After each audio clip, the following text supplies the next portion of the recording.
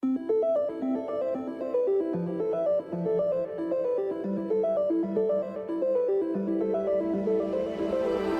talked about it a couple of weeks ago, and that is the problem we're really solving here is something called context engineering. And that's the problem of how you bring relevant data today into your AI solutions. Hi, and welcome to another episode of AI for Your Business with Modern Logic. I'm Andy, and with me is Dustin. Today we talk about context engineering and the new Atlas web browser. It's going to be a really interesting conversation. I hope you'll stick around. We learn about how AI large language models think and how you can actually leverage the new innovations in context engineering and skills to make them work better for you. If you need additional help with AI, reach out at modernlogic.io.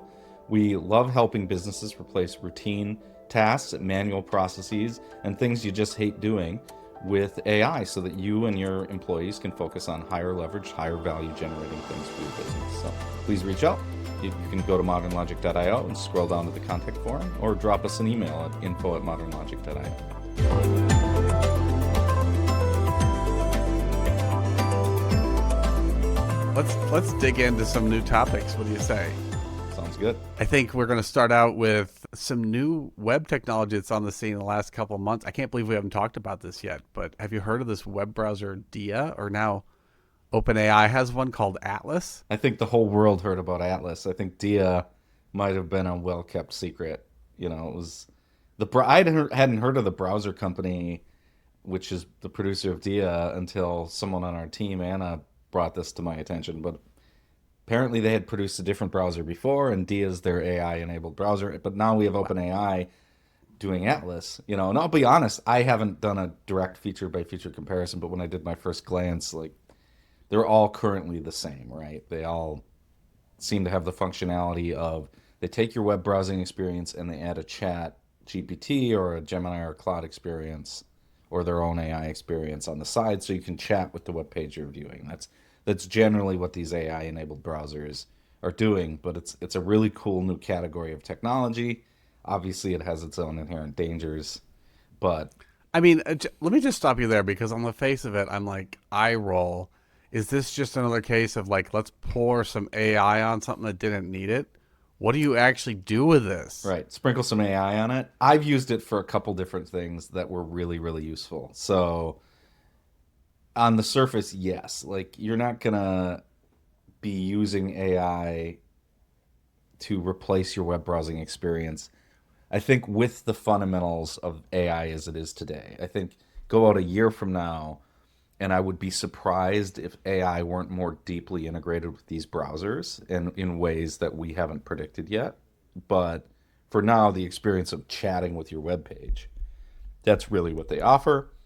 They provide some additional skills or additional features on top of that. But overall, imagine ChatGPT understands what web page you're browsing. That's kind of the experience. But there's some super useful things I've used it for as well that were really surprising. So I have a customer that they have a whole lot of Amazon reviews, for example, and they wanted to do some analysis on their Amazon reviews, and Amazon doesn't have an export reviews feature. So you go to the Amazon review page and you pop up the ChatGPT interface and you say, give me a summary of these reviews in a format that I can export to an Excel spreadsheet. Or another thing I do for the podcast is, for every time we do this podcast, we clip it apart into our social media content, and I need to write marketing blurbs for every single one of those posts, and I use AI to get me started with that. And what I've been doing is I've been using Dia's built-in chat to grab all of the clips that Opus has created for us and organize them in a way that is structured so that I can then go and batch export them and get them scheduled and do all the writing for them and so on. Whereas before I was copying the transcripts out by hand. So you have 30 clips, you're doing 30 copies. It's doing all of that for me. And in addition, it understands the browsing pretty deeply, because websites and our structured data, LLMs work really well with structured data. And so you can do things like okay, ignore all the ones that I thumbs down because they were bad Hmm. clips or because they, Andy was being a little goofy, which What? That I've never never happened. thumbs What are you down talking an about? Andy goofy clip, or vice versa. Make sure you highlight the ones Trigger goofy mode right now. exactly. And so there's places where you're kind of routinely visiting websites, and I think that's where it's really useful.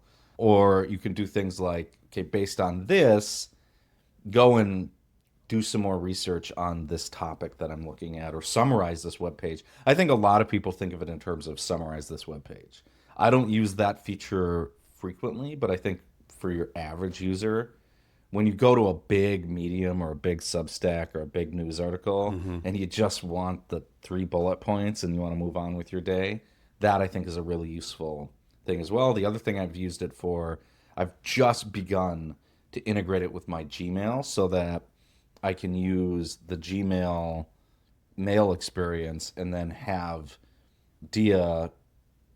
Dia's my browser of choice. I haven't moved to Atlas yet, and use it to do things like, okay, what was my meeting link, or summarize this, or how does this sound. I don't use it to write so much as I use it to review my writing. It's a little limited in that fashion because Gmail is a really complicated web interface, and Yeah. and so there's a lot of hiding of different things and different interface elements that it's hard for a browser to understand and render correctly, and so it's hard for LLMs Right. to. Well, and for Gmail and Google Workspace in particular, I tend to lean a little bit more on Grammarly.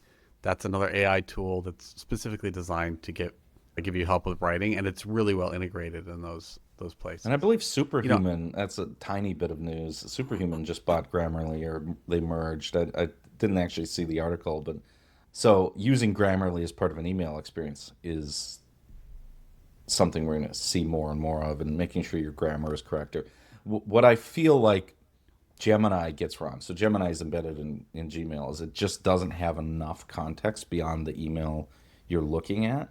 And so I'm really looking forward to with the browser, you're going to have this idea of the browser represents you and across all of the different websites you're browsing. And that can be really right. powerful, right? Because you can teach It can, it the it can things you have like, and this is my meeting links on Reclaim, which is open in another tab. So now you can use what my meeting links are, so I don't have to tab over and copy paste it when I'm writing this email.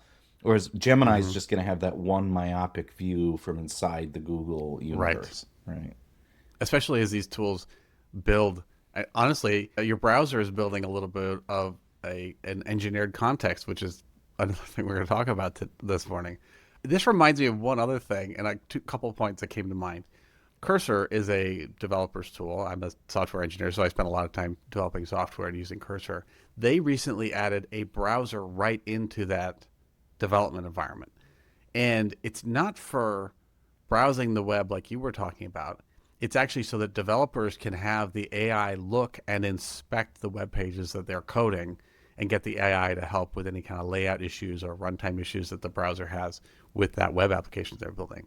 So that's kind of interesting, tangentially related. I know our audience isn't software developers, but I was listening to a different podcast recently, and a point they made is that because code is so easily understood by machine learning, the job role of software engineer is in a way living in the future like 6 months to a year ahead of many other office jobs. And so the things we're able to do as software engineers, you're going to see come to those other problem spaces. They're just not there yet. So I think that's an interesting point why I tend to bring these things up is like the future's coming and here's a window into your future That's possibly. a fascinating mindset. I think you're probably right. I think what we can learn from that is something I've surmised for a long time, which is I think some of these web browsers are a bit of a stopgap solution. I think a lot of the interfacing that we're going to be doing with computers is going to be voice to text, text to LLM. LLM then goes, browses the web, Mm-hmm. brings you the information, converts it back to voice or text, and gives you that data in a summary format, and you're going to go about your day.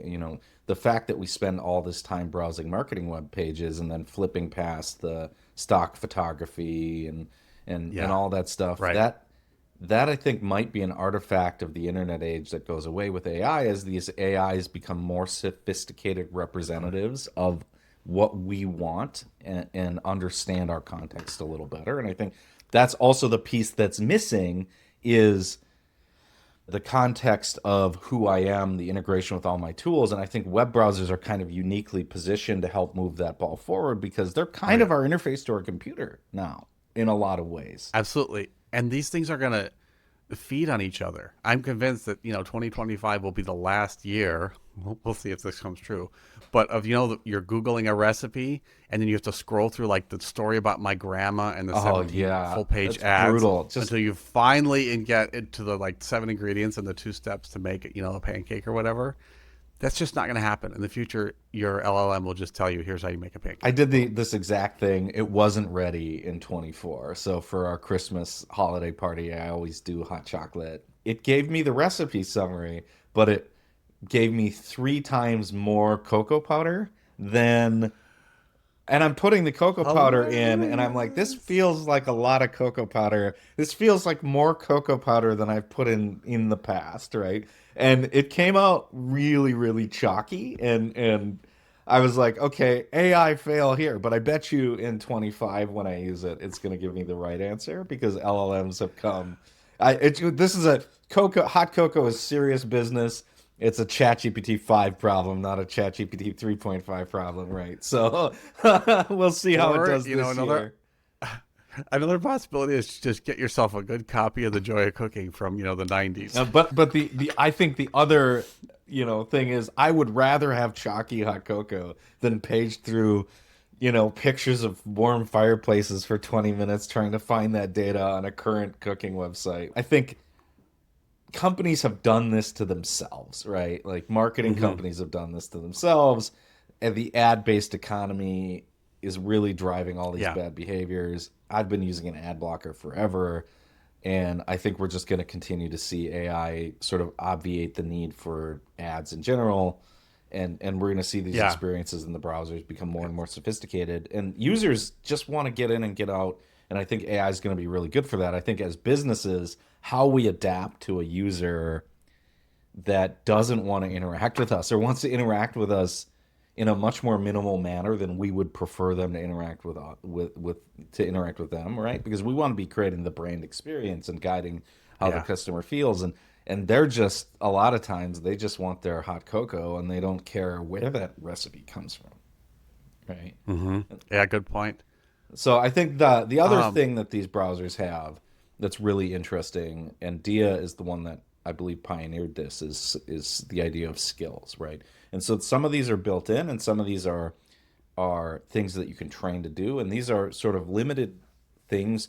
I want you to do this one thing for me, or I want you to do this set of things for me that are inside my calendar, that are inside my email, and Claude just announced a few weeks ago the idea of Claude skills, which I think is a different way of thinking about how we prompt our AIs. And so the idea is when you think about, we'll talk about context engineering in a little bit, but when you think about AIs, our traditional use case for AI is you go in and you give it a prompt.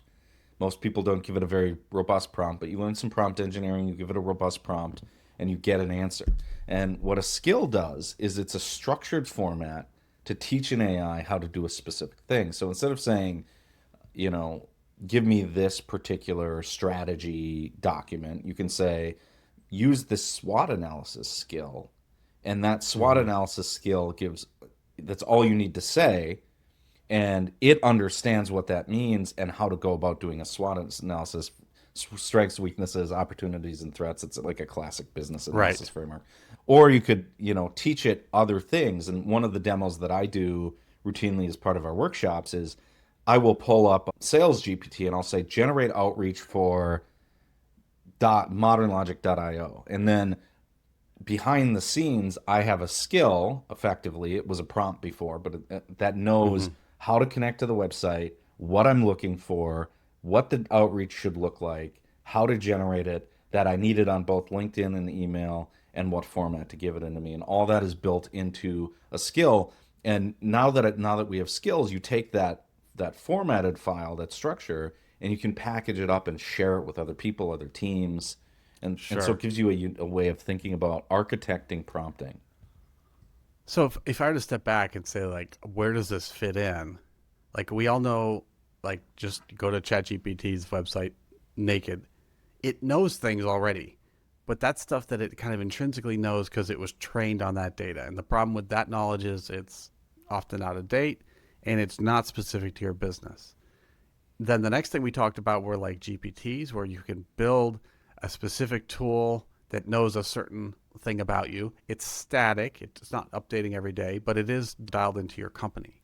And I think what I'm hearing you say about skills is it's like GPTs in that it's this static additional information or different instructions, but you can kind of dynamically dial it in. So when you prompt and say, "Hey, I want to do a SWOT analysis," then it loads in all that skill. It's not sitting in its mind all the time. Right. It's not going to start spouting SWOT acronyms when you're doing, some other, sales thing or whatever that it's not necessary for. Right. It's saving you, context window. Like for in layman's terms, the context window is the amount of things that the AI can hold in its mind at once. And AI is Yeah. incredibly limited compared to the human mind in terms of their ability to remember things. So this is why if you get ten conversations into a long conversation, AI kind of starts to lose the thread sometimes. It's gotten a Mm-hmm. lot better. Like GPT-5, I think, is 5 to 10 times bigger context window than the previous ones. But yeah, you don't want to be loading these things in. You want to say, okay, when I say do a SWOT analysis,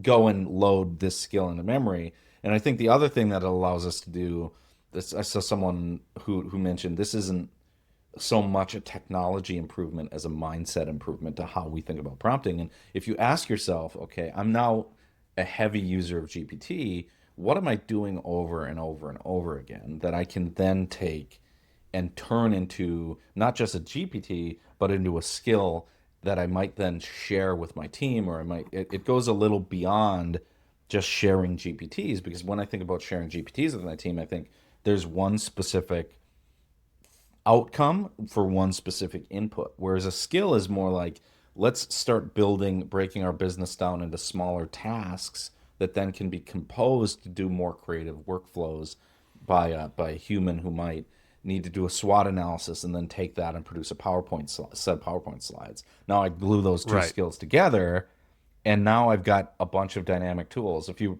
remember, like this is a nerdy thing, but those of us who've used Unix, one of the big things about the Unix operating system, about the Mac operating system, which was based on Unix concepts, is breaking apart routine tasks into small applications that Yeah. then you chain the data together in a structured way so that you can accomplish outcomes, and you end up with a Swiss Army knife rather than a Exactly. Yeah. knife and a hammer in a toolbox. And now you can do Yeah. all Or these different things because you aren't really prescribing the whole workflow. You're working on the different parts. and it's also much more nimble. You don't have to retrain, and retraining is really expensive and takes a long time. The other thing is when I was looking at, you were talking about this earlier, it doesn't seem as though you need a software engineer to build a skill. It was like a markdown file and a couple other things. So it's not a super techie thing to put together. Right. It sounds technical, but once you get into it, I think anyone with just a little bit of experience with structured data, like someone who uses spreadsheets on a regular basis, is going to be able to build a skill. And I think AI can help you build those skills. And Claude has a skill builder, and the Claude is way ahead in a lot of ways on creating how we want to interface with AIs. They MCPs was their idea, skills are their idea, but you Hmm. can take these skills and you can basically copy paste them into ChatGPT. Its interface isn't as good for it, right? But I think Right. it's like, oh, I want to use this skill now. Now I'm going to copy paste this file in. But yeah, it's just a file and a set of structured data that is effectively very much, if you've used GPTs or gems or projects in Claude, it's sort of the same thing. It's just a structured way of doing it for a defined purpose. And Claude has the extra ability to say, make these skills available Right. to additional prompts. And I expect that we will see the other AI vendors, the other frontier models adopt that. So I think feel like we're circling around kind of a larger concept because you mentioned MCPs. We talked about it a couple of weeks ago, And that is the problem we're really solving here is something called context engineering. And that's the problem of how you bring relevant data today into your AI solutions. And it's not just the prompt anymore. It's not just a canned up set of instructions like GPTs, which are these static and changing things, or even what you talked about skills are still static. But really, you want the context, that current knowledge that the AI has like in the front of its mind, to use a human analogy. You want it to have business relevant data that's current, including things like the current stock price, the current temperature, whatever. Like that data should be available to it. And there's MCPs, RAG, skills. These are all ways to put this into an AI. And that's really like the forefront of when you're talking about building an AI solution. That's how it's going to be done. That it is how it's done. Right. Yeah. Yeah. So I think the way to think about it is, or the way I think about it anyway, is these things are sort of generationally evolving, and you can think of them as each one is layering on top of less like sediment layers in the earth. So you start with the LLM itself, and that has the context, everything they've fed into it, which we can pretty much assume is the majority of human knowledge, right? And then you've got sitting on top of it, you're prompting it, you're asking it for things. And in the prompt, you're providing the context of what you're asking for, what you need right now. And in that way, the prompt is actually one of the more dynamic things that you're doing. Yeah.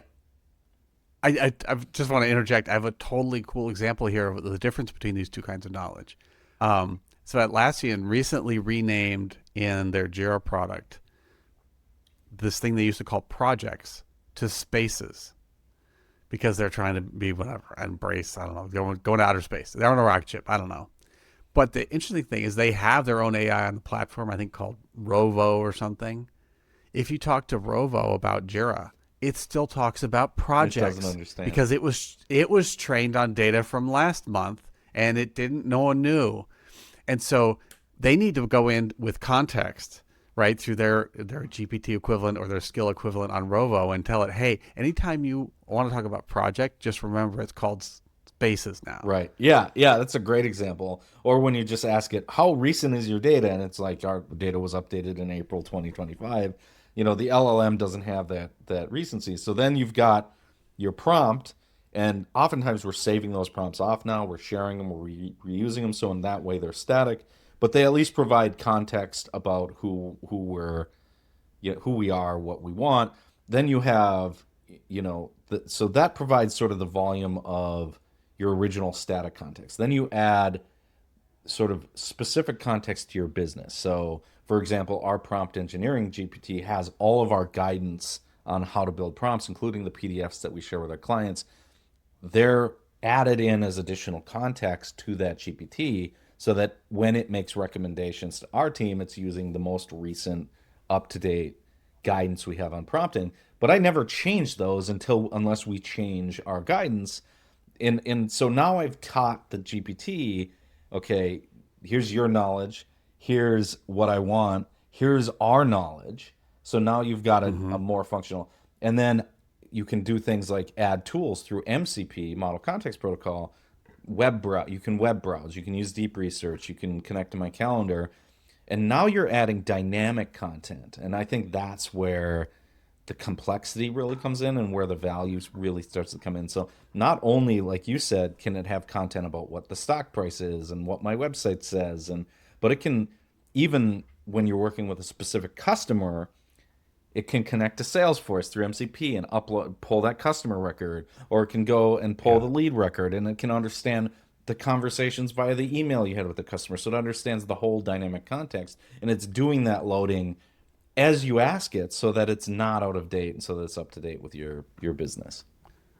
Yeah. And then going back to what I said about developers living a little bit in the future, two things that come to mind that I think we'll see added to the mix to really make this effective in the future is going to be basically a work list or some kind of task list based step, where instead of the AI just immediately diving into whatever problem you've asked it to solve, when it just dives in, sometimes because that context is limited and gets filled up with its own thoughts, it might start meandering and lose the thread and start kind of shearing off in some random direction. So another step you can interject in there is say, first, make a plan and record that plan as like a document, again, markdown or whatever. And then keep that in context. Yeah. Keep referring to the plan as it works. And that'll help it guide and actually go through a rather complicated set of steps, but stay on target because that plan was there. And you can even stop. Remember, we always talk about human in the loop. Stopping and having a human look at the plan is a great way to stay on target. Another thing I love about the plan is that becomes an artifact you could save off and potentially reuse. Because one of my big complaints with AI and prompting is a human being puts all this effort into writing a prompt, and then that gets thrown away. And what we keep is the artifact the AI generated. So if you need to do this again in a week, the human effort has to be duplicated. It's absurd. Yeah, this reminds me of the coding tools. You remember the coding tools? I'm sure they exist today where you can select and highlight with, just copy, paste, highlight, and then say, run this little bit of code and see if it works, right? I think that would be a super killer tool for prompts. So you could say, run this particular prompt to GPT, because it's really common for me. If I'm using something, but it's not so frequent that I'm going to go create a GPT for it, I actually have a folder of notes. This is really unsophisticated. It feels unsophisticated, but I have a folder of notes, and I pull them up, and these are my stored prompts, and I will copy paste them back into these frontier models in order to get the thing that I want, because I don't have sort of a snippets tool that lets me just copy paste them in. And I think we will see tools close that gap if they don't already close that gap already. But I think that's something that is a use case that I think every person who uses GPTs and AI frequently is going to have is, okay, these are the prompts that I haven't saved off because I don't want there to be 500 GPTs, but I need to reuse them once every few weeks, or I need to use them once a day. And now you're copy pasting them in. And so, I think when you think of context engineering, prompt engineer, it's like the context engineering is basically the whole ball game, right? You take context engineering and you add integrations to your data, and now you've got an AI that can start thinking and reasoning. What I like about your step-by-step approach is that's something that's in, our 5 elements of a good prompt, which is these are the steps to go about these operations.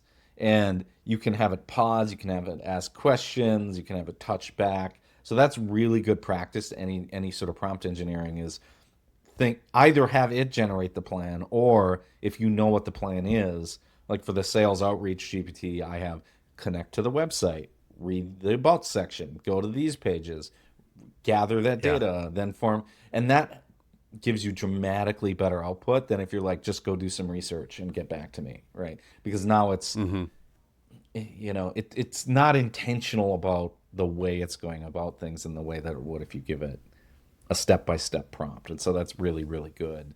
Prompt engineering techniques, I think you're probably seeing in coding.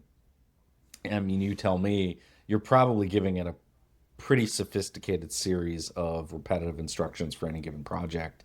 Here's the way we code for this project.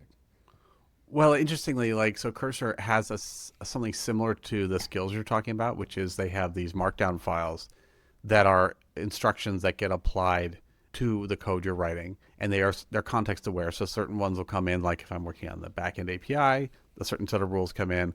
Front end, a different set of rules come in. So that's been around for a while. So that was kind of, 3 months ago, that was looking into the future to say skills are coming. But then that actually helps reduce how much you have to prompt, because those common things that you would be repeating yourself on are baked into those files. So that's a great use for GPTs or skills, is like if you find yourself repeating yourself in prompts a lot, capture that in some other static piece of your prompt, so you don't have to say that every time. Yeah. Funny, we're building parallel business hierarchies inside our AIs to model our processes. And so at some point we're going to have we're spending a lot of time training these AIs to be sophisticated representatives of how our businesses function. And we're adding more and more of these pieces that normally it requires humans to move the chess pieces on the board. And now, in theory, the hope is that we can now step back and spend more time on the strategy of how we're going to win the game and less time Right. physically moving the pawns. And I think the most of us are spending about 80% of our time doing non-value generating work for our business, especially a lot of these people that are dealing with spreadsheets and so on, and they would rather be doing things more creative as well. But we need to then take those elements of the things that they're doing, create a roadmap that we can then articulate and then prioritize, and then start chipping at it away. How do we teach the AI the context, the skills, the integrations that it needs in order to solve these particular process problems in our business, so that we can free that human up to do something more valuable? Yeah, I actually had a couple ideas on this, because the more I look at the recent advances in AI, the more I'm thinking it's as if the LLM, that was the original lightning in a bottle. It was just this explosive, new, powerful thing. But also, like, if you actually had lightning in a bottle, how Be a pain in the dangerous butt. that would Yeah. be, right? Never I mean, open the bottle. you need insulators, you need coils, you need like a tall tower to put it on. And that's what all this supporting infrastructure is figuring out how to tap into that energy in a safe way. And it's like no one person has all the answers. A couple, like I just ran across this anecdote from Slack I'm on, and it was like really interesting. And what this developer had done is he was tired of the way AIs can be a bit sycophantic, which means they'll say anything to make you happy, even when what they're saying is not true. And he wanted them to be more self-critical, because when you're writing software, sometimes the AI will change things not for a good reason, just because it again kind of lost the thread, and it was just stitching things together, and it just arbitrarily changed something that was fine. And so what he invented was he was looking for a place that there would be a lot of kind of intrinsic knowledge in the training set, where human beings would naturally be aggressively questioning each other. You said this, yes, but did you really know this or that? And so he invented a pretend presidential debate, and his prompt was all about, you're going to run a pretend presidential debate, and here are the attendees. And then he created virtual personas for all the aspects of how he wanted it to be critical. There's one person who their job is they like it the way it is. The old code is great. It's been in production for years. Don't change it. Convince me it needs to change. There's someone else who's like the product owner who's like, look, we need it to change because we need these new functionalities. Then there was a QA persona and a this persona. And then he would have the AI run this virtual debate through several rounds. And fascinatingly, it was able to kind of focus in on elements of the proposed change that were really the crystal nugget, the good part, and everyone would end up agreeing, saying, even the old, the persona of the old coder would be like begrudgingly saying, yeah, I see why that's important. And then the extra chaff that just kind of happened accidentally on the side, those things ended up getting identified as, we don't need that. Really interesting. Just a clever way. Yeah. I like and I haven't tried it put it myself as a yet, presidential debate, because then you've got the polarization where people are really going to dig their Exactly. heels in, and that's exactly And what he's also looking for. If you go back to the innate training, there are plenty of transcripts of presidential debates in the training data. And so the AI kind of internally knows, oh, I know how to pick apart my own arguments. Yeah, I have an example for that. fascinating. I Yeah. think we're going to see more of the LLMs come up and adopt those sort of adversarial LLM kind of minds, what we call, adversarial AIs, where the AIs are arguing with each other. And so it makes sense that people are bringing that in. That they used to use that in old school machine learning, and now they're bringing Yeah. it into the LLM worlds. But that's a really fascinating implementation. I think Well, having it be self-critical is going to be sort of a key component of getting some, as we start getting more and more quality output for these humans, so that they can be higher leveraged. Well, also, I think it helps explain why. On the outside, you might be thinking, if AI is so powerful, how come I'm not able to just say, like, do this thing? Like a friend of mine was saying they had this XML file and they needed it converted to a different format called JSON. And so they said, hey, ChatGPT, convert this to JSON for me. And it did a terrible job. It dropped half the records. It's because that's not actually what it's good at. But when you think about, oh, I'm going to have this adversarial setup with multiple AIs and skills and MCPs and prompts, that's actually a lot of work for a really good machine learning AI expert to come in and tune the system for your use case. And once you've done that work, Now the tool that comes out of that is going to be phenomenally powerful. Yeah. So AI isn't yet just, here's my business, run it for me. No, you have to invest. It takes effort on people to make those tools work for you. But once it's done correctly, they can really sing. Yeah, and that gets to a piece of the self-criticism that I have LLMs do, which is if I had that XML example and that JSON example, I would take the prompt, the XML, and the JSON, put them into a GPT that I have that analyzes prompting and say, why did you give me this output when I was looking for this output?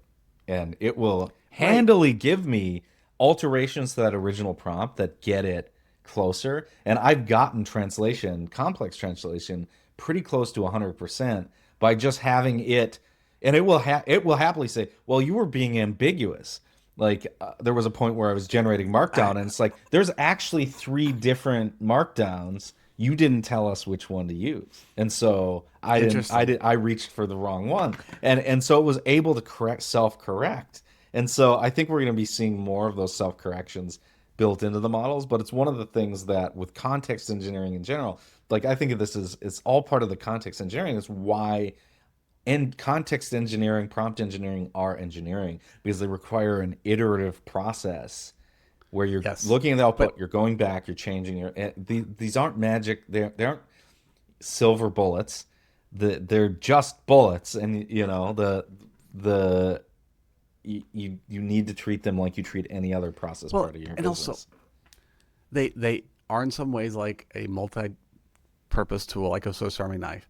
But also, at some point, when you find yourself like trying to drive in a nail with a crescent wrench or using a screwdriver as a chisel, it's the same thing. Like in this case, converting XML to JSON, don't do that with an LLM. It's a solved problem, right? You could ask the LLM, hey, could you write me a 2-line Python program that did this, and it would nail that. Or you could give it an MCP and a skill that did that if you did something you're doing all the time. Right. So it's like, which pieces of these tools are we using? Like the LLM is in some ways replacing that moment where you're going, which tools should I be reaching for in order to accomplish this? But if you're not giving it the tools, just like a really, really excited intern, it's going to try its dang best. And sometimes the intern gets it right, and sometimes you have to go back and say, well, and someone we have to comes redo in all this, with, right? Yeah, someone comes in with donuts halfway through, and they're going to be like, ooh. Yes, our interns in the past have been highly food motivated. Definitely. The joy of college interns. Expert tip: if you have college kids, free food. I'm telling you. Yeah, it's a 100% retention strategy. You don't need to pay them more. You should just pay them in chips, and it's amazing. You get amazing outputs. All right, I think that's a good place to put a pin in it. And end it. So this has been great. Thanks for joining us. It's been, I can't believe it, another episode in the can. Stay tuned. In 2 weeks, we'll be back. Yep. And if you need any help getting your business up to date on AI, if you have repetitive processes or manual processes or processes you just hate doing, that's a great point to connect with us on modernlogic.io and reach out, and we can see if we can help you get rid of some of those routine tasks.